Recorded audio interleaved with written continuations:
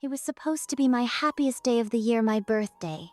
I imagined laughter, cake, friends gathering around, maybe a few heartfelt toasts, nothing too fancy. But the moment I walked into my parents' house that evening, I realized something was terribly wrong. There was tension in the air, smiles that didn't reach their eyes, and a strange quiet that made my heart pound. This was not a normal birthday celebration. My name is Lily Anderson. I'm 29 years old, and until that moment, I truly believed I had a life where I could make my own choices. I had always tried to be responsible, to follow the rules, to live the kind of life my parents could be proud of. But this night would prove that even the people who claim to love you the most can completely misunderstand you, or even try to control you. Growing up, my parents were loving but strict. They always had expectations about who I could date, who I could be friends with, and even how I should handle my career. I was the obedient daughter, who did what she was told, studied hard, got good grades, and tried to make my parents proud. Yet, when it came to my heart, I always followed my own path. I met Ryan when I was 21, in my last year of college. He was bold, confident, and made me feel alive. Our relationship was full of laughter, late-night adventures, and passionate conversations. My parents didn't approve at first. They thought he was reckless. But love made me stubborn, and I followed my heart anyway. After college, I started working at a marketing firm. It was exhausting, demanding, and competitive, but I loved the independence it gave me. I had a small circle of friends who supported me, challenged me, and made my life richer. I was free, happy, and confident in the choices I had made.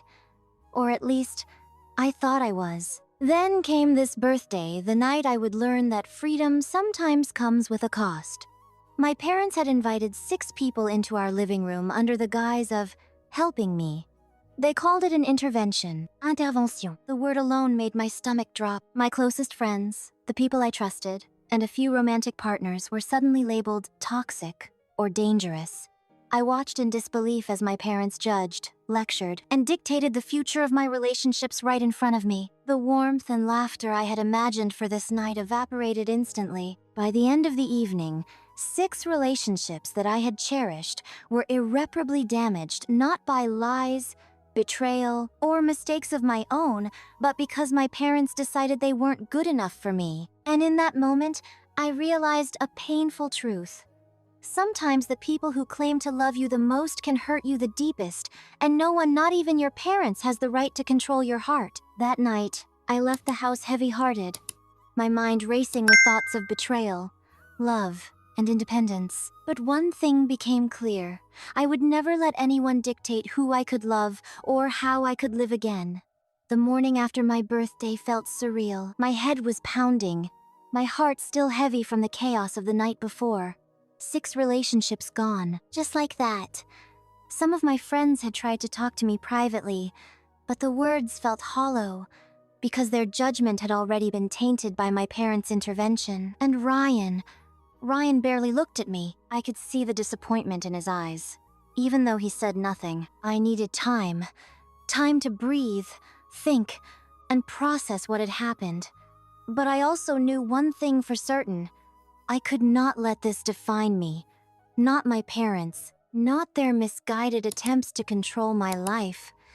Not even the people I loved and lost that night. For the first few days, I stayed in my apartment, avoiding calls, scrolling endlessly through my own thoughts. I replayed every moment of the intervention, the sharp words, the cold expressions, the judgmental glances, and a fire began to burn inside me. I realized that I had been giving too much power to other people, letting them define my worth, my choices, my happiness, and I couldn't do it anymore. I started making lists of the people I wanted to reconnect with, the friendships I wanted to rebuild, and the relationships that deserved closure. I decided I would not apologize for my choices, but I would be honest and firm. I would take control of my life again. The first person I reached out to was Sarah, my oldest friend.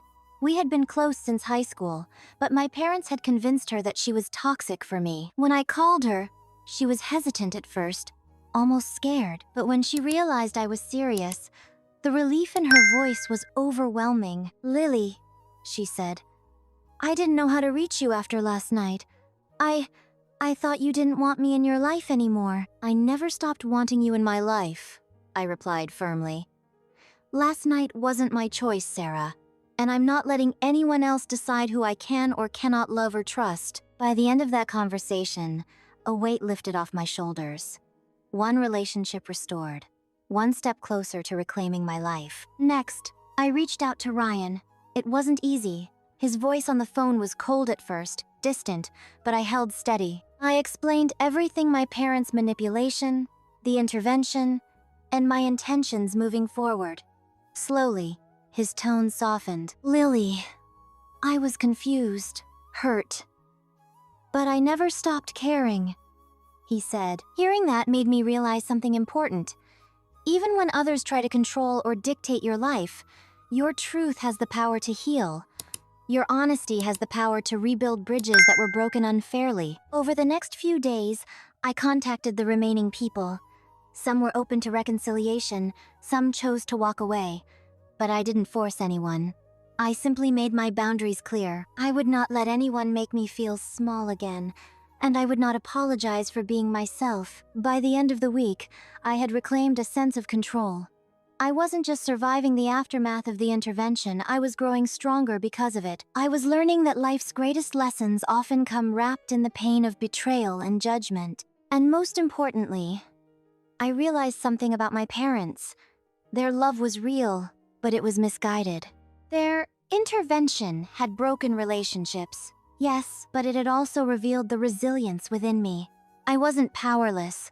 I wasn't weak. I was capable of rebuilding, protecting my heart, and choosing who deserved to be in my life. That night, I sat alone in my apartment, writing down everything that had happened.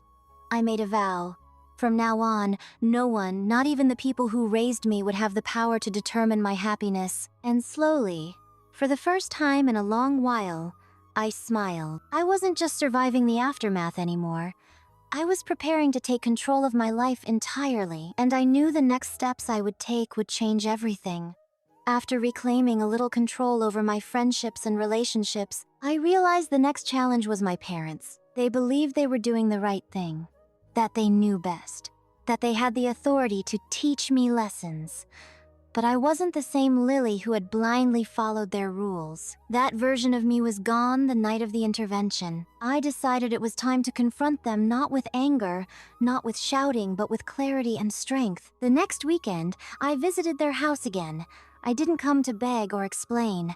I came to show them that their manipulation could not define my life. When I entered, they smiled politely, clearly expecting guilt.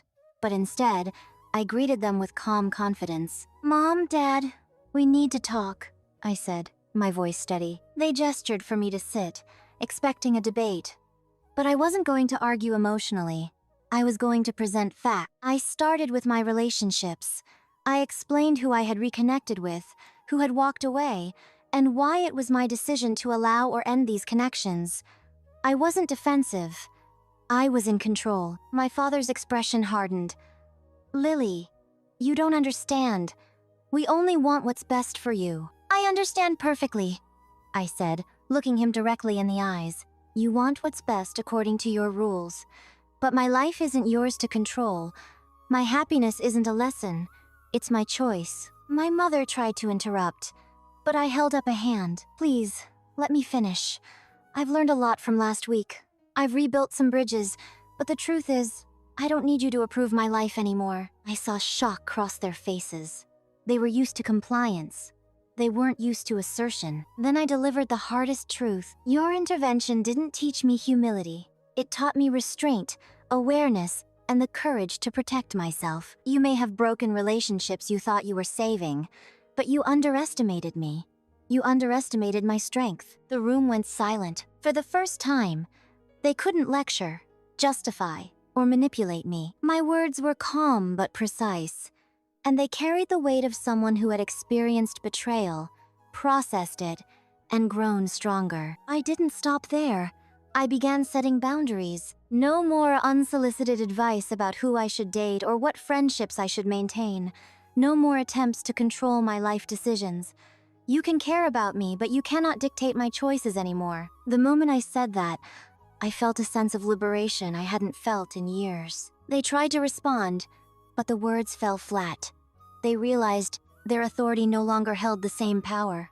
My confidence, my independence, and my self-respect now defined the room. That night, as I left their house, I felt a strange mix of sorrow and triumph. Sorrow, because the relationships they tried to protect were affected, but triumph, because I had stood my ground and reclaimed my life. I knew there would be challenges ahead. My parents might still try to influence others, and old patterns could resurface. But I also knew one undeniable fact. I had finally learned to stand on my own. The intervention had broken relationships, yes, but it had also revealed my resilience, courage, and the power I had always carried within me. And for the first time, I realized something important. Life isn't about avoiding pain or disappointment. It's about choosing your own path, even when it's messy, complicated, or misunderstood. That night, I went to bed not as a victim, not as a powerless daughter, but as Lily Anderson, someone who had endured betrayal, conflict, and control, and emerged stronger, wiser, and more determined than ever. The weeks after confronting my parents felt like walking on a tightrope. Every decision I made was mine and mine alone, but that also meant I had to face the consequences of independence head-on. I started by rebuilding my social circle. Some friends returned, hesitant but hopeful. Others had moved on. But I realized something important. Life isn't about pleasing everyone. It's about surrounding yourself with people who truly support and respect you. Next, I focused on myself. I signed up for a self-defense class, not because I felt unsafe physically, but because it symbolized taking control. I joined a leadership workshop to strengthen my confidence further. I even took time off work to travel alone for a weekend. Just me, my thoughts, and my freedom. Every step I took reminded me. I didn't need validation from anyone, not my parents, not my exes, not even friends who doubted me. I was in control, and that power was intoxicating. Then came the real test, facing my parents again. This time, I wasn't looking to lecture or explain. I wanted truth and transparency. I invited them for dinner, not at their home, but at a neutral place, a quiet restaurant where I could set the rules. As we sat down, I noticed their hesitance. They expected me to bend, to apologize, maybe even to cry. But I was calm, composed, unshakable. "Mom, Dad," I began, "I want to talk about what happened that night. Not to argue, not to fight, but to make one thing clear. I am no longer a child. My life, my choices, my relationships, they are mine to make." They shifted uncomfortably. My father's jaw tightened. My mother's hands gripped her glass. I wasn't even raising my voice. I didn't have to. My confidence alone carried weight. I've rebuilt friendships, reconnected with people who matter, and started living independently, I continued. I'm happy in ways I've never been before, and it doesn't involve anyone controlling me. Not even you. My parents exchanged glances. I could see the conflict in their eyes. Love mixed with disappointment, concern mixed with powerlessness. And in that moment, I realized something crucial. They would always love me, but they could never stop me from living my truth. To reinforce my boundaries, I laid out clear terms. No unsolicited advice, no secret attempts to control relationships, and no interventions disguised as care. This was non-negotiable. By the end of the dinner, a fragile peace had settled over the table. They hadn't fully accepted it, but they knew I wasn't going to back down. That night, as I walked home alone, I felt a wave of liberation wash over me. For the first time in years, I wasn't reacting to anyone else's expectations. I wasn't apologizing for my choices. I wasn't trapped by their vision of what my life should be. Instead, I was thriving. I realized the intervention, which had seemed like the worst possible betrayal, had actually become the catalyst for my growth. It forced me to confront weaknesses, challenge authority, and assert my independence. It showed me what I was truly capable of. By the end of that month, I had rebuilt nearly all my lost relationships on my terms. I had grown closer to friends who respected my choices. I had gained a new appreciation for my autonomy. And most importantly, I had proven to myself more than anyone else that I am the author of my own life. That night, I wrote in my journal, "No one gets to define me. No one gets to control my happiness. I am Lily Anderson, and I am free." And for the first time in a long while, it didn't feel like a fantasy. It felt real. The days after my dinner with my parents were quiet, but they were filled with a powerful realization. I had finally reclaimed my life. I no longer feared judgment or control. I no longer apologized for being myself. Every relationship I chose to rebuild was now built on respect, honesty, and mutual trust, not manipulation or parental influence. One morning, I received a call from Ryan. His voice was warm, a little nervous, but filled with relief. "Lily, I want to try again. Properly this time. No interference, no distractions, just us." I smiled. "Ryan, I've already decided that my life will be mine. But yes, I'm willing to try on my terms." For the first time, I felt a relationship that could grow freely, without boundaries imposed by others.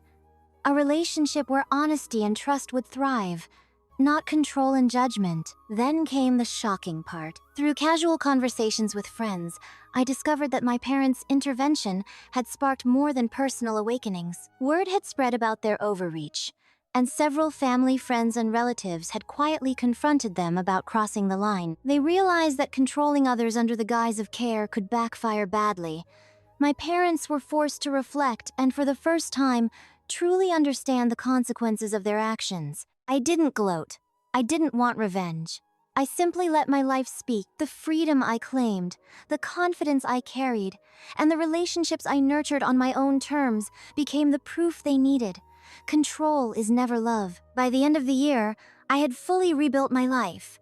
I traveled, met new people, and deepened friendships. I even organized a small birthday gathering, not with my parents, not under their rules, but with people who genuinely loved and respected me. Sitting in the middle of that celebration, cake in front of me, friends laughing around me, I realized how far I had come. I wasn't the same Lily who had cried silently during my parents' intervention. I was stronger, wiser, and fully in control. I had learned to stand up, to speak my truth, and to define my own happiness. And most importantly, I had learned the greatest lesson of all. No one, no matter how much they love you, can take away your right to live your life your way. As I blew out the candles that night, I whispered to myself, "This is my life, my choices, my happiness, and no one can take it from me." For the first time in years, I wasn't just surviving, I was thriving. I was free, I was Lily Anderson, and I would never let anyone control my story again.